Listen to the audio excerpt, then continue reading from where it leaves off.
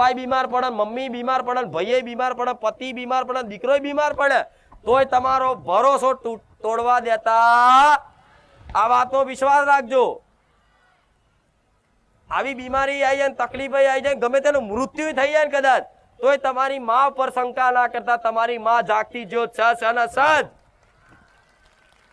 કેમ કે કદાચ તમારી માં તમારું ભલું કરવા માંગતી હોય ને, તે તમારા માટે સારું જ કરે, પણ તમારી એટલી અંતરદ્રષ્ટિ હોતી નહીં કે તમારી માતાની લીલા રચના તમે સમજી શકો.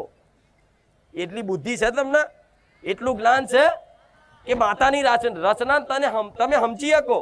તમારી માતા તમારું ભલું જ કરવા માંગતી હોય, પણ તમને એવું લાગે કે આજ હું દુઃખી છું, દીવા કરું, વધારે તકલીફ પડે છે, પણ ના, તમારી માતા શું કરે, જલ્દી જલ્દી દુઃખ હાલે છે કે દીકરા વધારે ને 1 વર્ષ વેઠી લે, હેડ ફટાફટ તારું આ ખાતું ખાલી કરું છું.